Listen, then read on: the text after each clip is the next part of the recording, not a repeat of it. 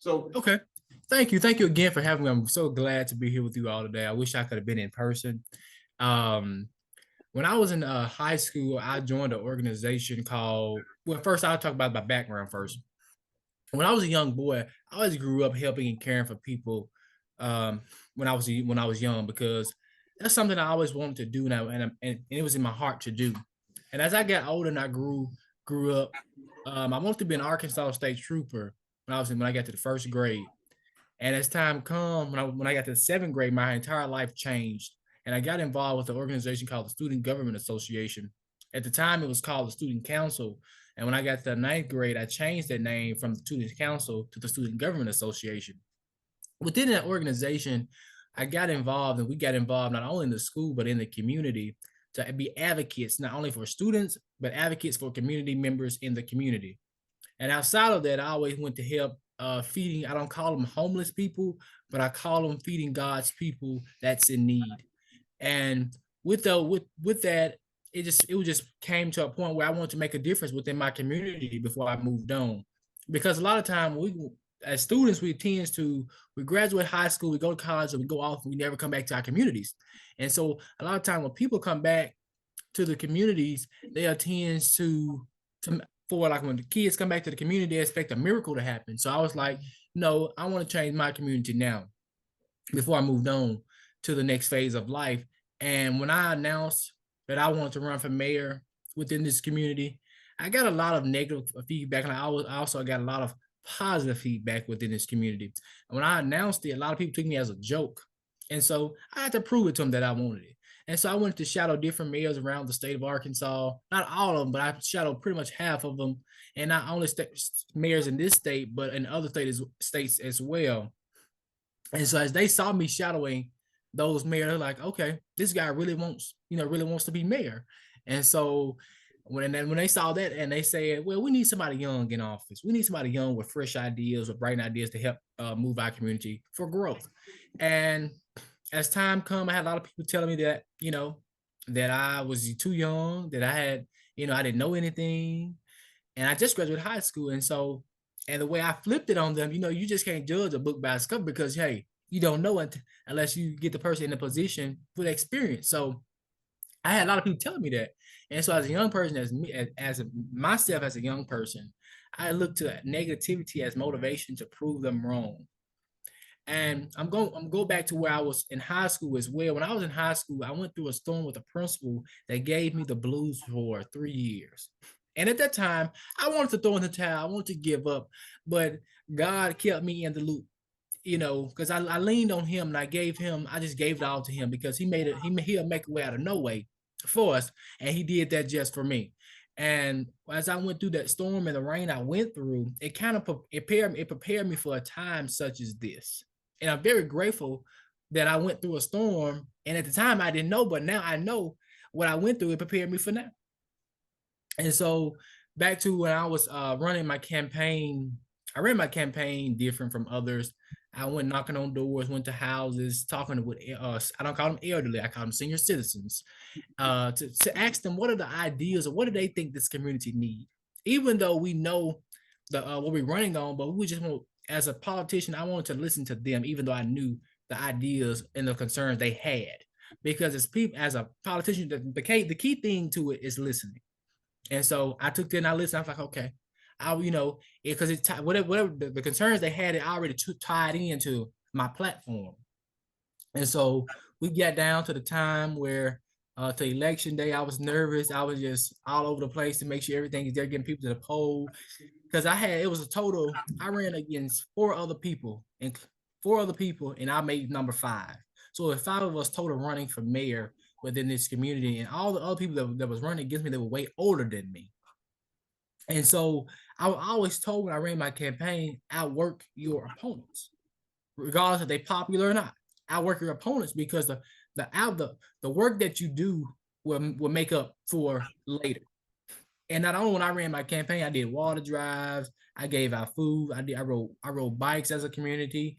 We did community walks, we did exercises, we did everything we could do. We did something for breast cancer square this month, Halloween, because we tend to not do anything in this community. So I wanted to bridge that gap by getting involved, getting the people involved, getting the people engaged to a better future in Earle, Arkansas, because we have a lot of potential here within the community. And so that pretty much of me when I ran my campaign. So students, I encourage you today, on this day, whatever your heart desire you to do what your heart desire you to do. If you have a believer, if you believe in God and a firm believer that the better days lies ahead of us, they do. And again, I'm just a living testimony that God just made it happen for me. As I was 18, which I'm now 19, just turned 19. When I was 18, it's just a lot of people that doubted me. And those same people that would doubt you will be right back in your face. But you won't know they doubted you, but you can get a feeling, because you can look a person in the eye and know when they didn't support you. Because if they didn't support you, they'll never look you in your eye. And so I just encourage you guys to get involved in your community, get involved in your school to make a difference, because you are the future. You are the future of this nation. And it's time for you all to step up to the plate, to get involved in your communities, at home, and at school to make a difference. Even though you may have sometimes, you may feel like people are not there to support you. They're there. And because if they're not there to support you, they wouldn't be talking to you.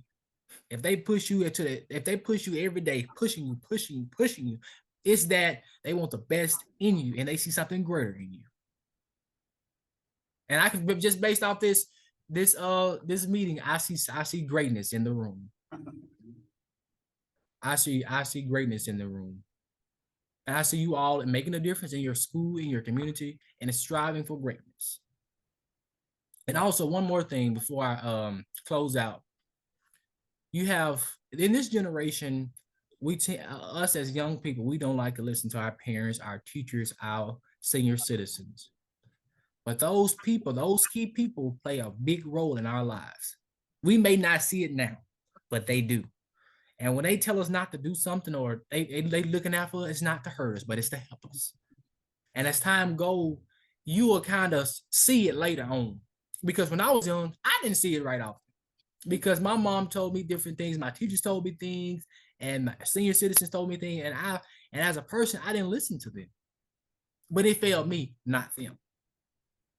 And so I just encourage you to listen to your parents, because at the time, you may not know now, but as you grow older, you're going to see what they was talking about.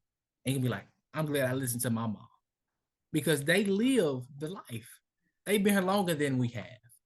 They've been through the experiences, the obstacles, the challenges.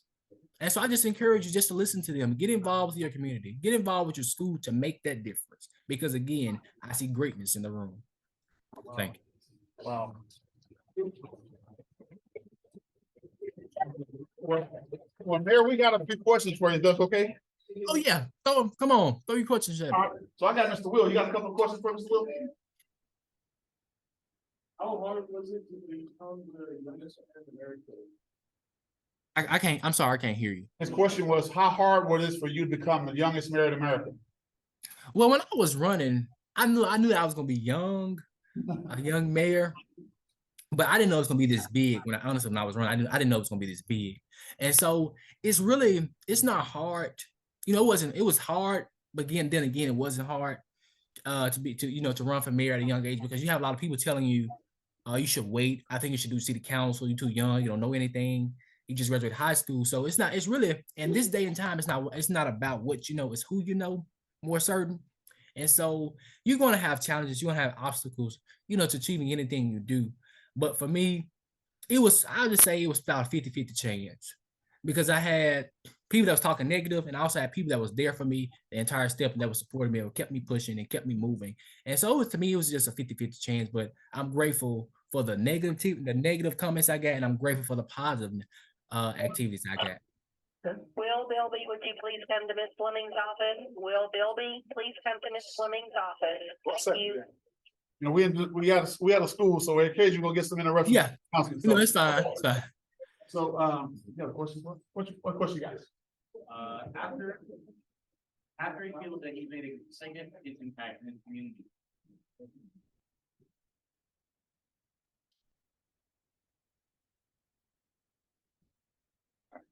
after you feel that you get made a significant impact in your community, do you plan on taking your political platform further than where you are in Arkansas?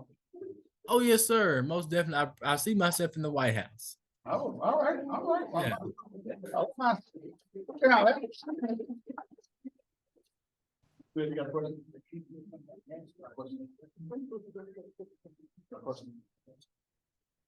So, as some students begin to think about some questions, what was some of the resistance that you faced even amongst your peers when you was running for office? Some of the resistance I faced, it was pretty much a lot of not pretty much a lot of resistance that I faced, because when I was in high school, I was very determined, passionate, dedicated to what I was doing. And my peers when in high school, they knew me. They knew me as a guy of not accepting no. They knew me as a guy was anything they brought to my attention, they knew that I was gonna go to fight it. And that's how pretty much the students at the students, not only my class but other students in the in high school that I was in high school with, they saw me that way because I was a guy that I just couldn't accept no answer, no as an answer, because I know somebody is always waiting to say yes behind another door. Got another question for you. What made you realize you wanted to take the path you're taking now? I would say it was me believing when I was growing up. I was I was going to church every Sunday. And as I was growing up, I always helped and care and love for people. And as time came, I was at one point want to be an Arkansas State Trooper. But when I dove into this organization, it brought some light to me.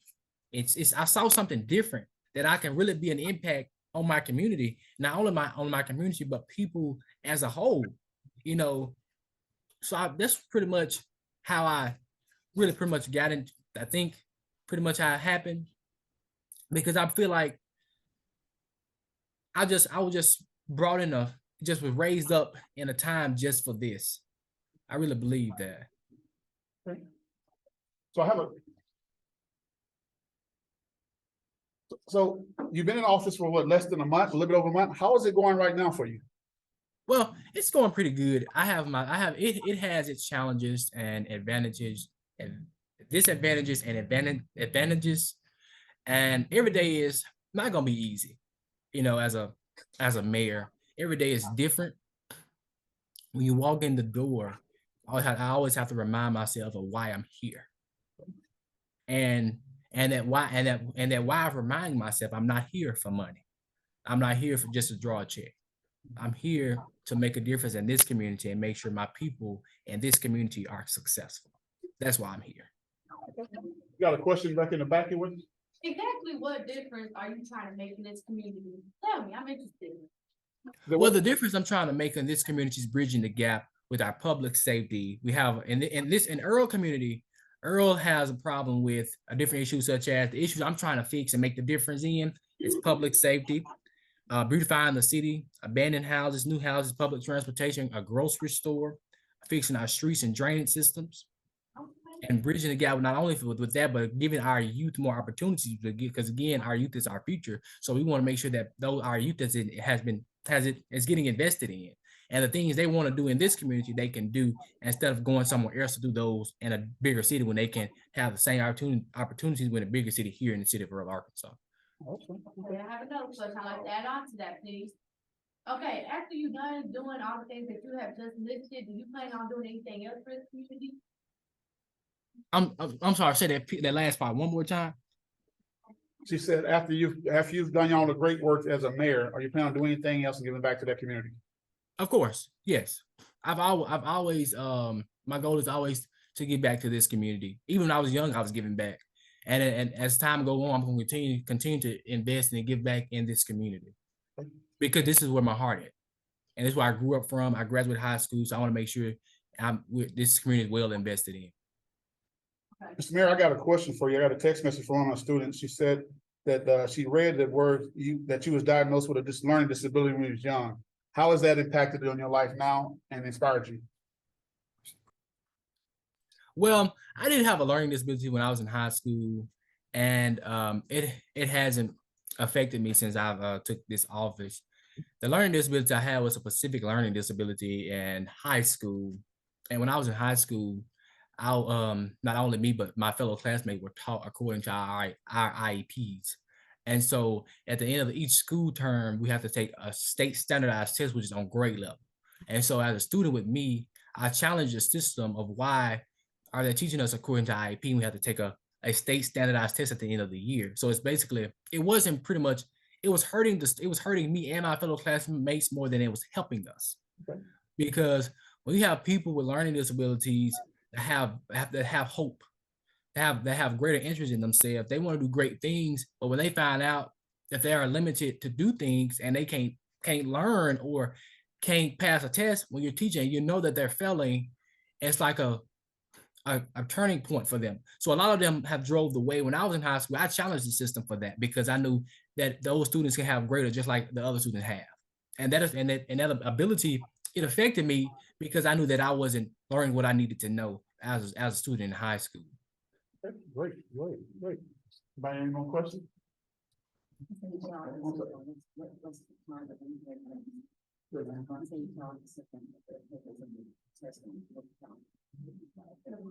Okay, the question was, you challenged the system. Was there any changes that occurred once you challenged the system?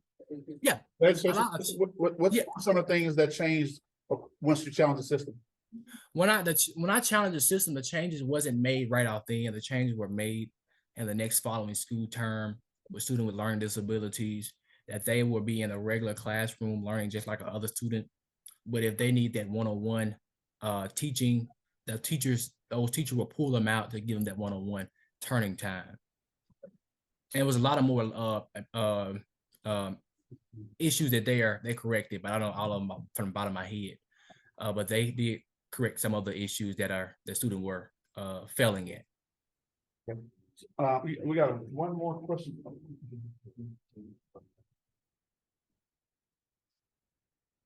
So, when you was challenging the system, did you get criticized from any individual, whether it's on your peers or administration? Well, I didn't get too much of critical feedback from my peers, but I got a lot of it from administrators, higher ups. I was even bribed with a full ride scholarship to a school just to get me to shut up. And so, as when I was back then, I was worse than I was now, because I don't believe in bribery. If you know an issue need to be fixed, just fix the issue so the students can succeed. A lot of times when you're challenging the system, their thoughts not going to be like your thoughts. Their feelings not going to be like your feelings.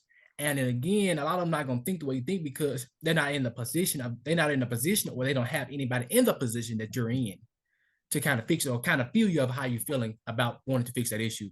But I did get a lot of negative feedback from not only my school, but from the State Department in the state of Arkansas, because they wanted me to, as a student, they wanted me to be quiet.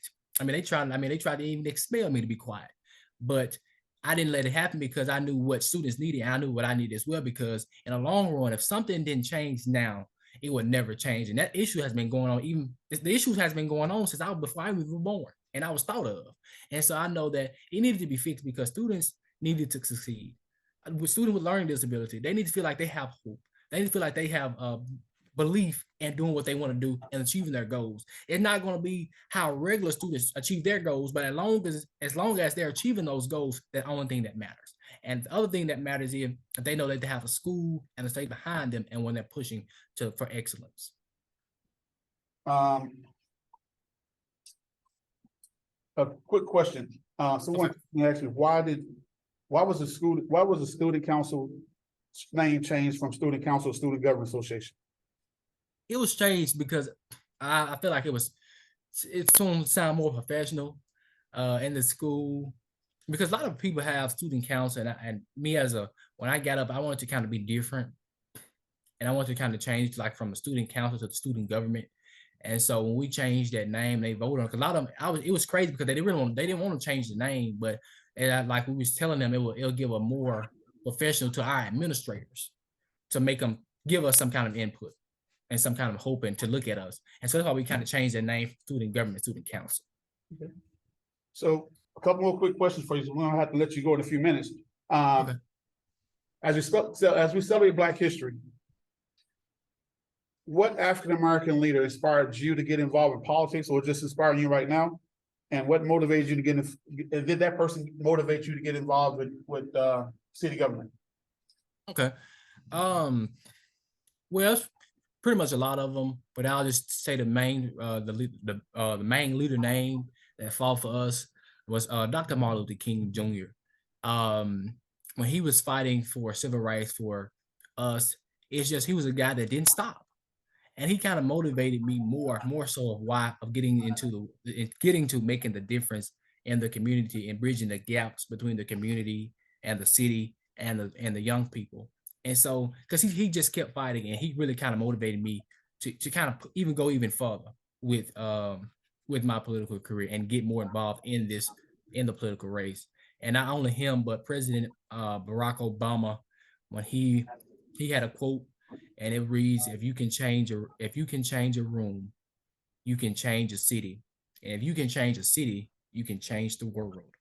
And I believe, and I stand firm on that today. If you can change a room, then you can change a city. And if you can change a city, you can change the world. And I believe that.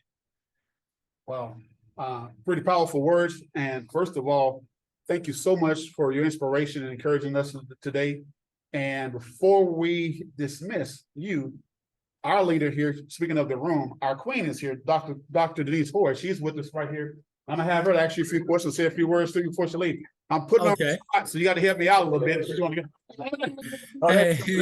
That's why I call her queen. Look, I'm from Marianna, Arkansas, and so my brother. I work down there a lot in Marianna.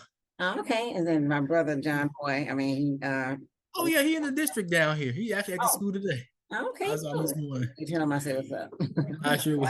Anyway, thank you for being here. We're pleased. To hear what you're having to say, and we want. And you're okay with us sharing this out on social media? Oh yes, most definitely. Okay. Most definitely. So maybe when I come down, I'll come through and holler at you. Yeah, most definitely. You're welcome to come back. Right, now she wants you to play her theme music though when she come down here. When I walk through. When I walk through. Okay, I got you. Okay. So guys, let's give the youngest Black American Black space to get here.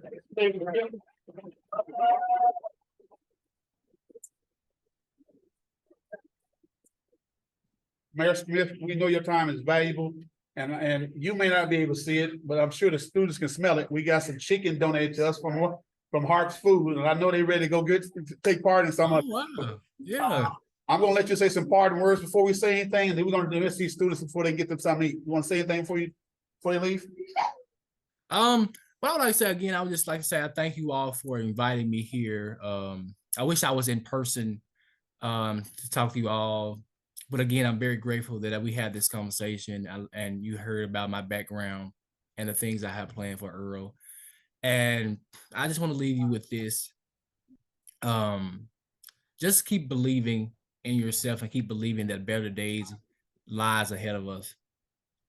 Because I just feel it right now in my spirit that we are put in situations and to better help us and better prepare us for a time as later.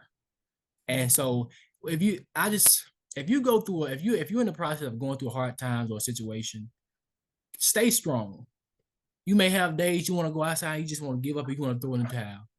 Just go outside and refresh yourself and go back into the fight and to continue to move forward. Because again, I do see greater in this room. All right. On that being said, thank you so much. I think our time is about to expire on us, so thank you so much, sir. And Thank you. we appreciate everything. Thanks, Mr. Mayor. We appreciate it. Thank you.